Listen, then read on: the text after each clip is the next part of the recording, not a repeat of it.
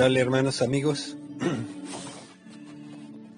¿Qué puede haber de común entre los personajes de la Biblia, Ruth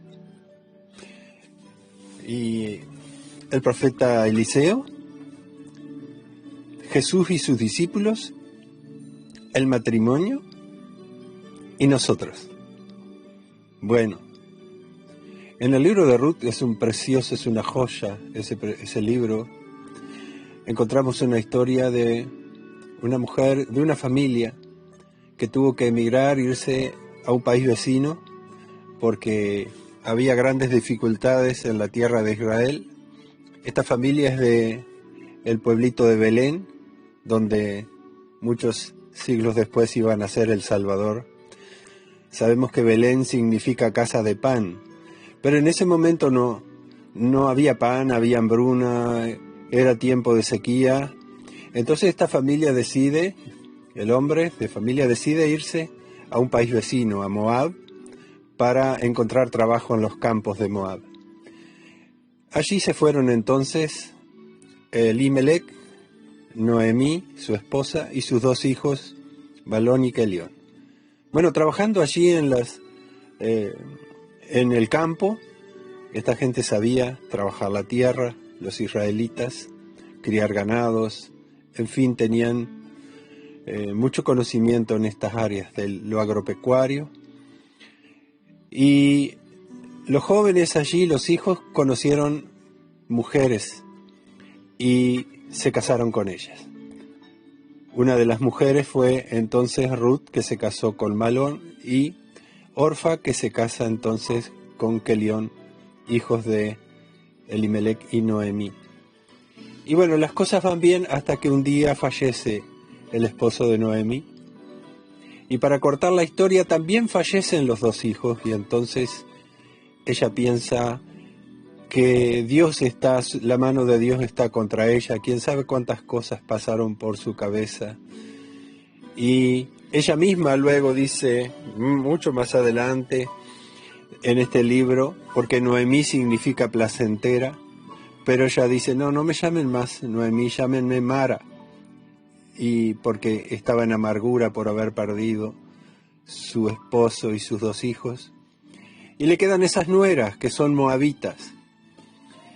Y entonces decide volverse a su tierra de Israel porque oye las noticias de que Dios había visitado a la tierra de Israel y posiblemente habían venido lluvias y el campo entonces comenzaba a germinar y había trabajo, y donde hay trabajo hay alegría, hay vida, hay futuro, hay bendición. Y Noemí entonces decide volver a su tierra, pero ella piensa que vuelve con las manos vacías.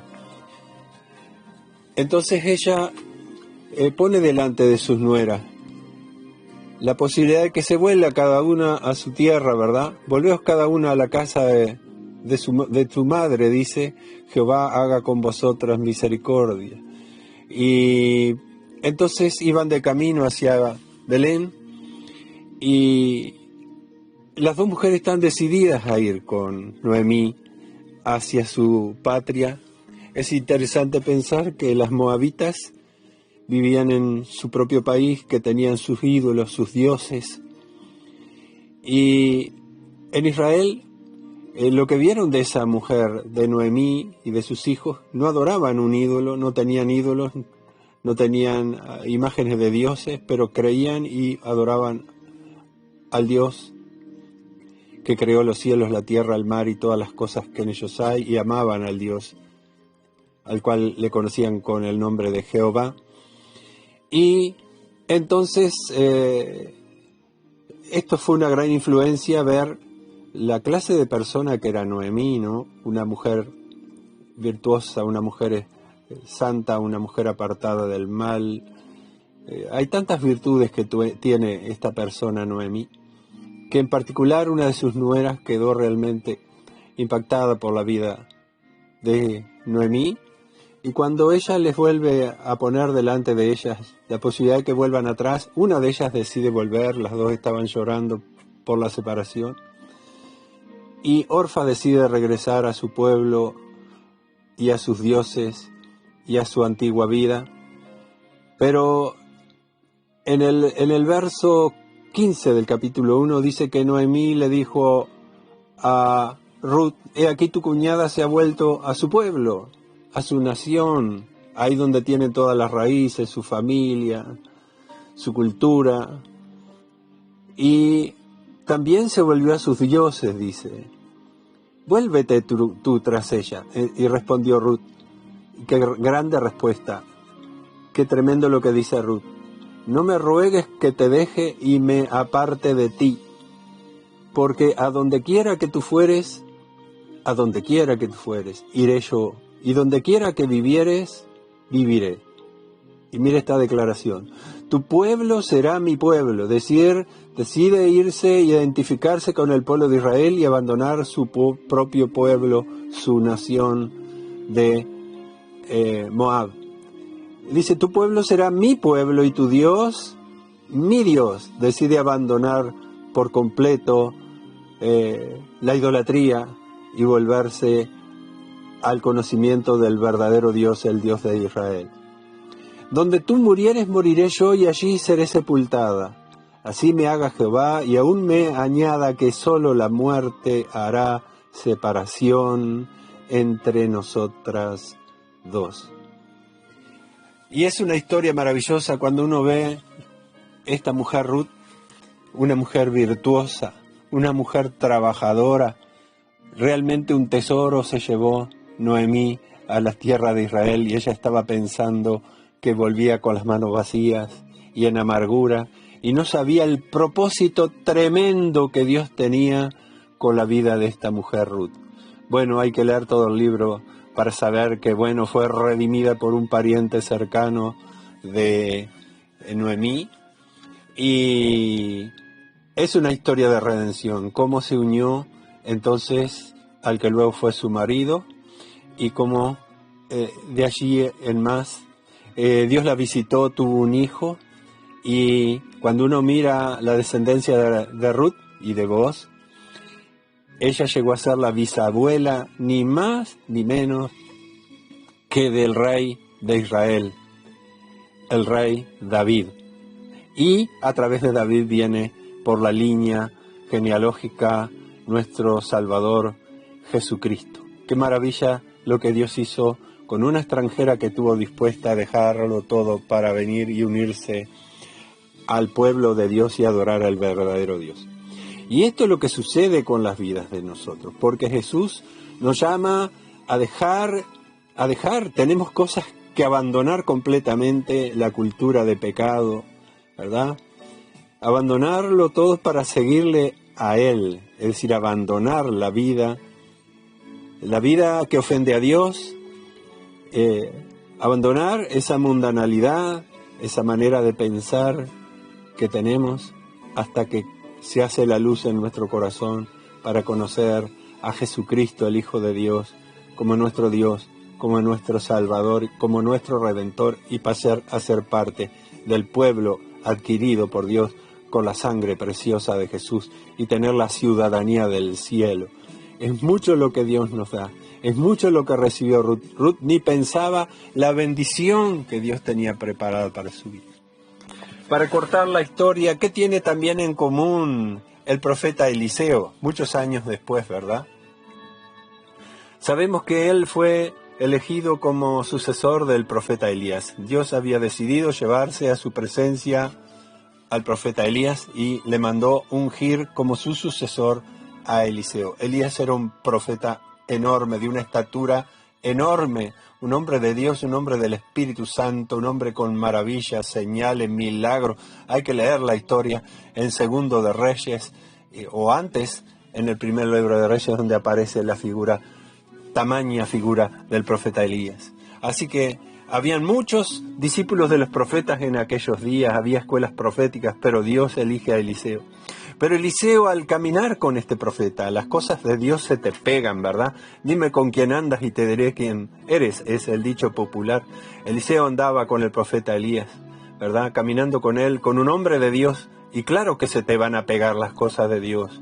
Depende con quién uno se junte, con quién uno intime, ¿verdad? Y esta intimidad tenían a Eliseo sirviendo al profeta Elías, caminando con él bajo la influencia del Espíritu Santo. Cuando Dios decide llevarse a Elías, Elías le dice a Eliseo, seguramente lo estaba probando el Señor, le dice él en el capítulo 2, ¿verdad?, de segundo libro de Reyes: aconteció que cuando quiso Jehová alzar a Elías en un torbellino, Elías venía con Eliseo de Gilgal, y Elías le dice a Eliseo: quédate aquí ahora, porque Jehová me ha enviado a Betel.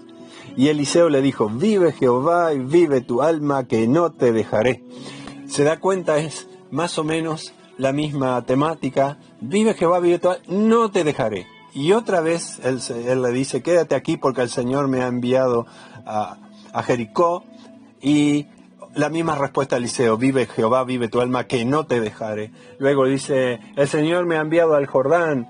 Y dice: vive Jehová y vive tu alma, dice en el verso 6, que no te dejaré. Y fueron pues ambos caminando en el servicio al Señor. Y a Elías le dice entonces la gran propuesta que Eliseo estaba esperando: pide lo que quieras que haga por ti antes que yo sea quitado de ti. Y dijo Eliseo: te ruego que una doble porción de tu espíritu sea sobre mí. Él le dijo: cosa difícil has pedido, si me vieres cuando fuere quitado de ti, te será hecho así, mas si no, no. Con más razón no se podía despegar Eliseo. ¿Por qué quería recibir una doble porción del espíritu que había sobre Elías? Porque realmente la tarea que tenía por delante, en medio de un Israel, de un pueblo descarriado, ¿verdad?, tras idolatría, había entrado toda especie de conductas en el pueblo, de prácticas contrarias a Dios, y esto atraía no la bendición sino la maldición sobre el pueblo. Y Eliseo sabía que tenía una tarea enorme todavía de llevar al pueblo de Israel para salir de los malos caminos y caminar con el verdadero Dios, el Dios de Israel.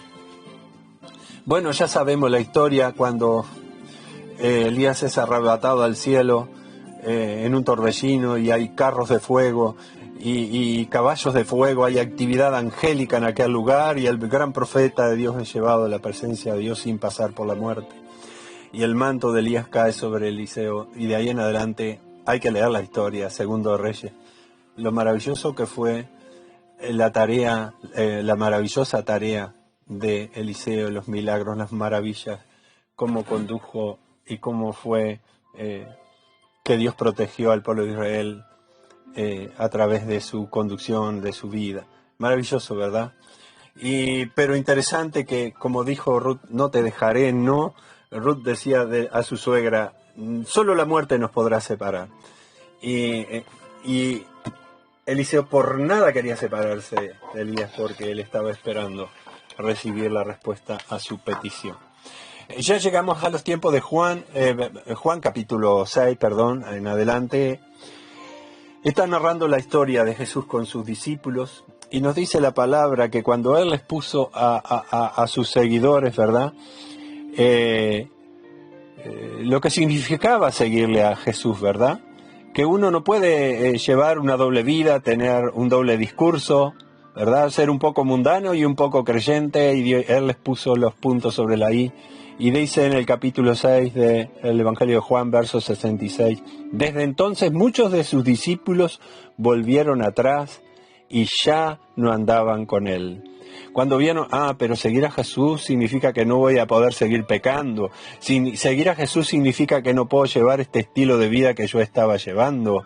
Como cuando Jesús le dice a aquel joven que era muy rico: vende todo lo que tenés y seguime, dáselo a los pobres y sígueme, vas a tener recompensa en los cielos.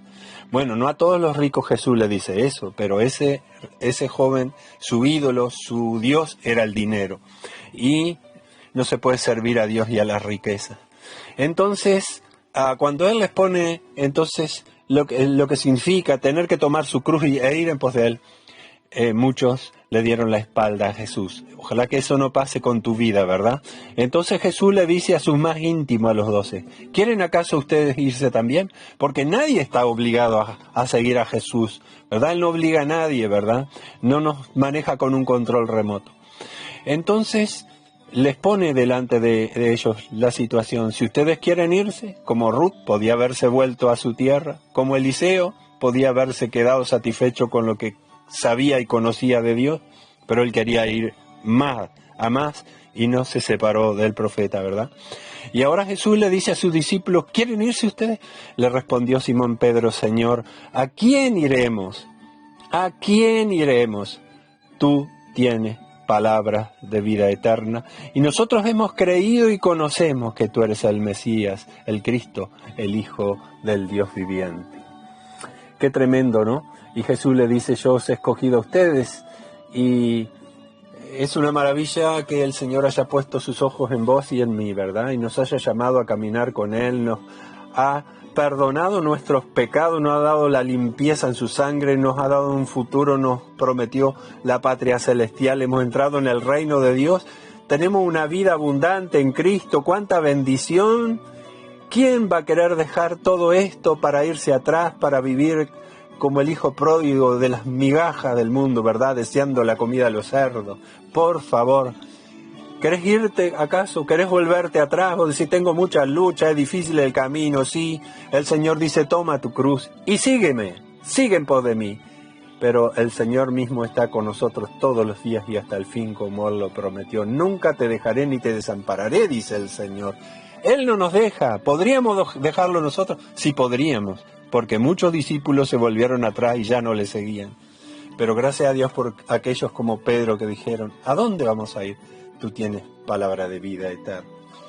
¿Y qué tiene que ver con el matrimonio? Podemos decir que hoy día que la gente se junta, se separa, se junta, se separa y van quedando hijos por el camino. Esto no es el plan de Dios, esto trae destrucción a la sociedad, a la vida de las personas. Pero Dios pone un hombre y una mujer para que caminen juntos y no se separen, aunque vengan las luchas, ríos, tempestades y violencia sobre sus vidas. Si sus vidas están paradas sobre la roca, va a permanecer ese matrimonio, porque Jesús dijo que hasta que la muerte los separe, que lo que Dios juntó no lo separe el hombre. También la iglesia, los cristianos tenemos que estar juntos, que nada nos separe, que caminemos juntos con Jesús porque estamos marchando juntos, fortaleciéndonos juntos, orando juntos, aprendiendo juntos y caminando juntos hacia la patria celestial. Que Dios te bendiga al considerar estas cosas en el glorioso nombre de Jesús.